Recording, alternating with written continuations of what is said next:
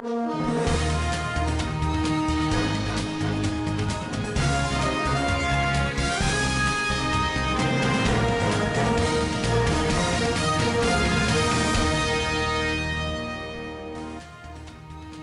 declared winner in ZAMFARA state. PDP rejects results released by INEC. Former Chief of Army Staff Buratai sympathizes with victims and government over Maiduguri fire incident. On business news, Nigerians decry high petrol prices despite 6 trillion naira subsidy. On international scene, US President Biden makes surprise visit to Ukraine. On a sport update, Lionel Messi won the Best FIFA Men's Player Prize for 2022. Hello and welcome to Standard Voice Television News Channel. I'm Mukuthur Muhammad. The presidential candidate of the All Progressives Congress, Bola Tinubu, has emerged as the winner in ZAMFARA state. The coalition officer for ZAMFARA state presidential election, Professor Kashim Shehu of Federal University of Birnin KB, announced the results in Gusau, the state capital, in the early hours of Tuesday. Professor Shehu noted that Tinubu won 12 out of 14 local government areas in the state, while Atiku Abubakar of the People's Democratic Party won 2. According to the results announced at the Presidential Election Collation Center, Tinubu polled 298,396 votes. The former Lagos State Governor was closely followed by Atiku Abubakar of the People's Democratic Party (PDP) with 193,978 votes. AAC scored 99. APC 582. APP 855.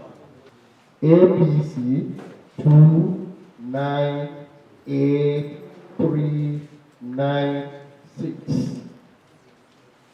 APGA Abga scored 921. APM 218. APP 149. BP 44. NP 1660. NNPP scored 4044. NRF 801. PDP 193978. PRP 6266. SDP 81. YPP 355. ZLP 142.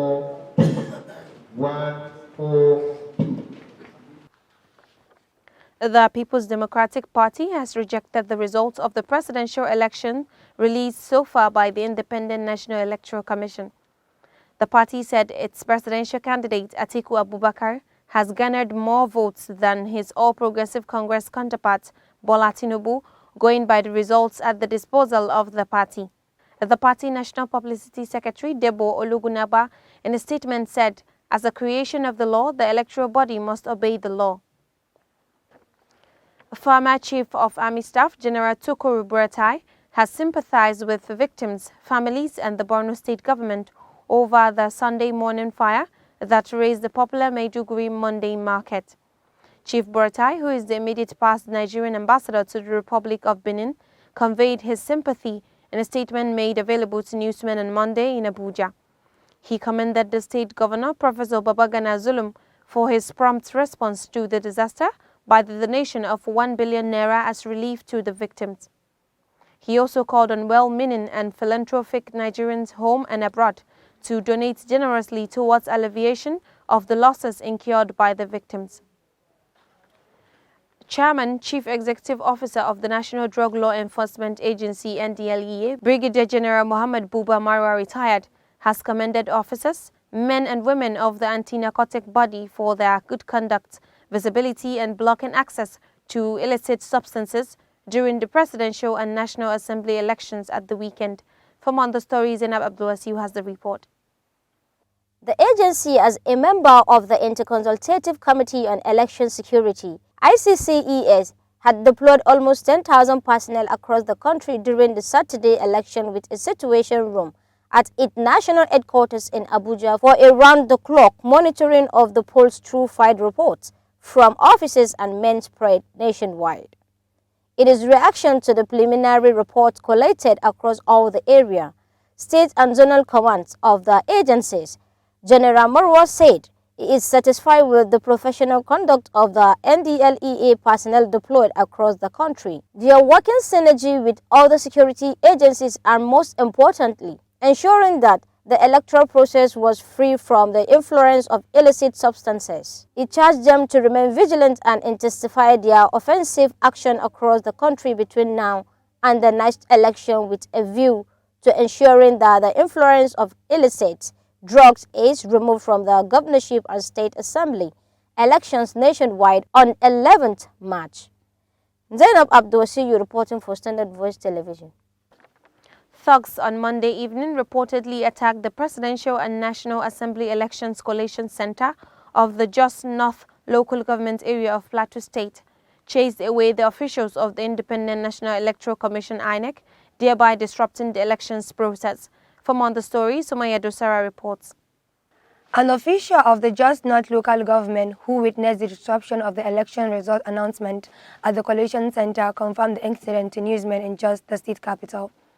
He said the trouble started when the party agents were asked to sign the results for the Basa Jos North Federal Constituency as announced by the returning officer, Dr. Nehemiah Sanda, who indicated that the PDP candidate Musa Aga won the election with 59,337 votes.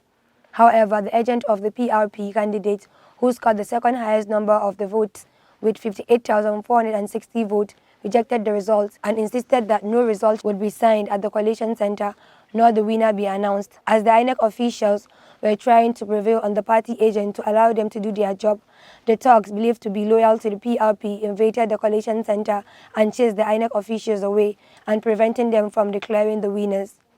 Also confirming the incident, the returning officer from the presidential election for the Collation Center, Dr. Lazarus Migoro, said it is true that thugs invaded the Collation Center. Sumaya Dosa reporting for SVTV News. The Economic Community of West African States, ECOWAS, observation mission deployed to the Nigerian general elections on Saturday has said the exercise was generally peaceful and transparent. Former President Ernest Koroma of Sierra Leone, leader of the ECOWAS delegation, disclosed this on Monday in Abuja during a preliminary briefing on the elections. For more on the story, Samira Ibrahim has the details. Mr. Koroma, who said the voter turnout was low in most polling units visited, said most electorate composed themselves throughout the voting process. He added that vote counting and tallying processes were carried out in a transparent, simple and professional manner, in the presence of the party agents, observers and security agents in the daytime, in some polling units and with lamps in others where voting was delayed. While commending the Independent National Electoral Commission (INEC) for ensuring a hitch-free exercise, he noted that there were pockets of violence in some states of the Federation during the election. The former president of Sierra Leone added that most polling unit officials and ad hoc staff demonstrated inadequate knowledge of their duties, especially with the voting materials. The setup of most of the polling units visited did not adequately protect the secrecy of the voting process. The mission therefore called on INEC to ensure prompt transmission and declaration of the provisional results. It also urged INEC to increase the frequency of communication on developments regarding the electoral process to the general public to discourage the misinformation through social media users. Speaking also, the president of the ECOWAS Commission, Omar Togri, said ECOWAS will indeed follow results closely and continue to reach out to all stakeholders within the framework of their preventive diplomacy. That's the report. Samira Ibrahim reporting for Standard Voice TV. One person was killed while 3 others injured when suspected members of the Boko Haram insurgents attacked voters in Goza local government area of Borno State. A resident of Goza, Abubakar Gava, said the insurance launched rocket-propelled grenade at 2 different places in the town, killing 1 and injuring 3 others. He said the insurgents from the top of the Mandara mountain threw residents into confusion, making them to run for their lives as a result of gunshots. The Nigerian police force had warned politicians to desist from mounting unnecessary pressure on the Independent National Electoral Commission. It noted that all hands were on deck to speedily conclude the collation of the Saturday's general elections results and declare the winner.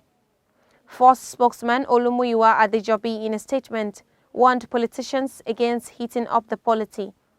It urged all the presidential candidates in the Saturday's elections to caution their supporters against inciting comments. He said the police would not welcome any unnecessary heating up of the polity arising from undue excitement among the electorate and the general populace. He said the police commended the general populace and electorate for their patient thus far and largely lawful conduct around the country, and also encouraged presidential candidates to admonish their supporters to uphold the tenets of the peace accord recently signed for the smooth conduct of the general elections. Now in business update.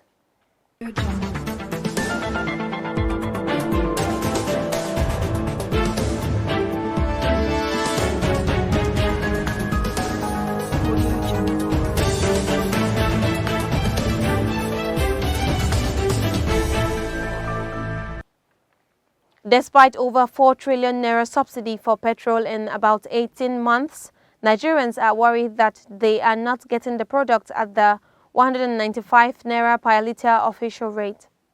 Reports gathered that the federal government might have spent over 6 trillion naira on petrol subsidy, higher than the 4 trillion naira it planned to spend from January 2022 to June 2023. By January 2023, 12 months after, the Minister of Finance, Budget and National Planning, Zainab Ahmed, said more than 80% of the 4 trillion naira earmarked had been spent. Not too long ago, NNPC retail stations and other major marketers raised their rates by over 6 naira per litre, showing the force to move on the gradual subsidy removal.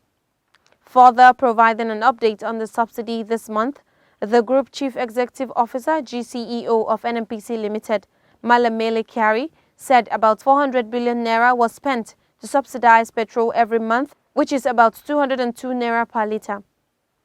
Now on international news.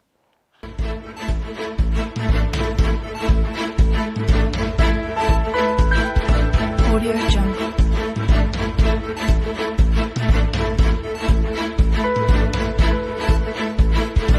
Audio Jungle.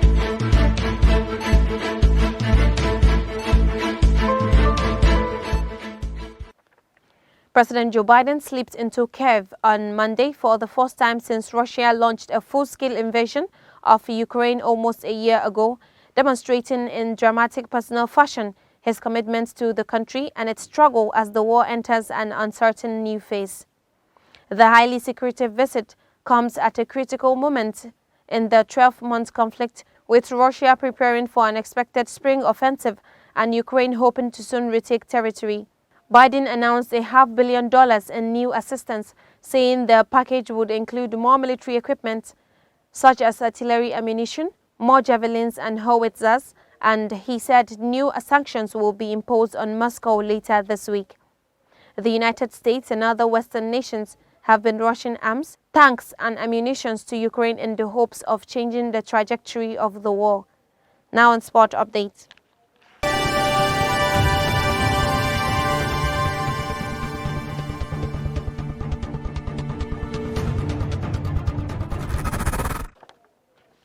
Lionel Messi won the Best FIFA Men's Player Prize for 2022 on Monday on the back of his World Cup triumph, with Argentina and Spain's Alexia Putellas retained the Women's Award at the ceremony in Paris. Messi beat his Paris Saint-Germain teammate and World Cup final rival Kylian Mbappe to the men's gong, with Ballon d'Or winner Karim Benzema, the other contender, to claim the prize.